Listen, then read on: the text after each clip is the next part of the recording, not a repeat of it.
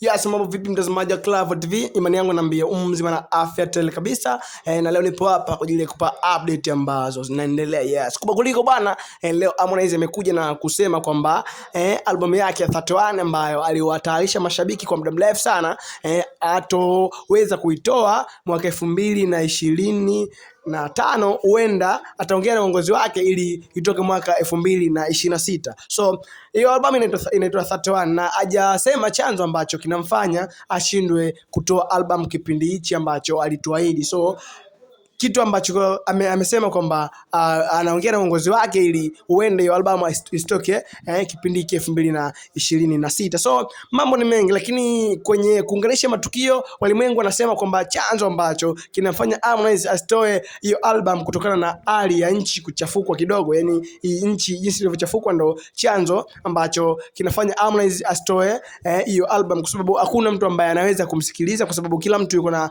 majonzi na mambo mengi, so hawezi kumsikiliza, ndio maana hataki kutoa hiyo album. Mambo ni mengi, lakini pia unajua ambapo yani bila mshabiki hakuna msanii. Huo ni ukweli kwamba bila mshabiki hakuna msanii. So mashabiki ni watu muhimu sana kwa wasanii ambao wanafanya muziki. So kitu ambacho kinaendelea kilitokea hata kwa Burna Boy. Burna Boy bwana, kuna kipindi ambacho alienda show yake ili aende akapiga show. So alienda ile show na alienda kupiga show. Baada ya kufika kupiga kwenye show pale bwana, alimkuta mshabiki ambaye alilala juu ya stage akiwa anasinzia. Ni mshabiki alilala juu ya stage akiwa labda pengine akiwa amechoka. Umeelewa? Sasa bwana Burna Boy baada ya kumuona yule mshabiki alitoa maneno ya ajabu sana.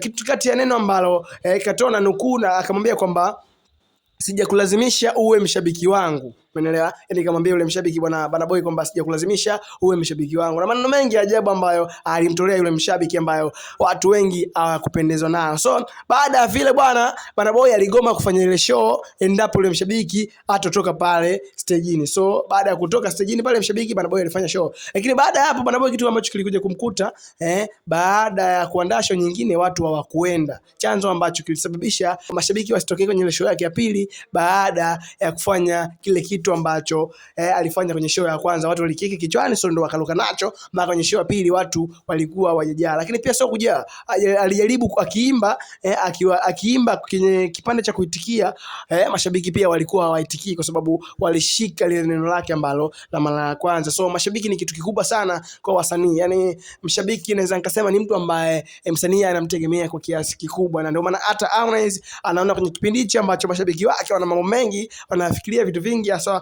masuala ya matukio ambayo yametokea hivi karibuni. So anaona bora waache ili aje kuwapa hiyo album 2026, huenda kipindi nchi imetulia. Na swali ambalo watu wengi wanajiuliza, hii album aliita 31, je, hiyo album ambayo atakuja kuachia 2026 itakuwa na jina gani? Kwa sababu hii alisema kwamba inazungumzia maisha yake na inazungumzia maisha ambayo aliishi kwenye muziki kiujumla. So ndio amekuja kuweka album kama hiyo, na album yake ya 6 hatuikumbuki kwamba ni ana album 5, lakini hii ambayo anakuja nayo ni album yake ya 6. So kitu gani ambacho wewe unahisi? Harmonize kitu gani ambacho kimemfanya ashindwe kutoa hiyo album? Kwa sababu labda pengine hii hali ya nchi ambavyo inaendelea, au kuna namna ambavyo labda ameona akifanya itakuwa poa zaidi, labda kuna ngoma hazijatimia ili kuachia album. Mambo ni mengi, so kitu ambacho unakiona ni kitu gani? So comment hapo ili nitakujibu, tuone kitu gani ambacho kinamfanya Harmonize ashindwe kuachia album yake. Lakini pia usahau kusubscribe, comment ili uwe kwanza kupata update ambazo zinaendelea.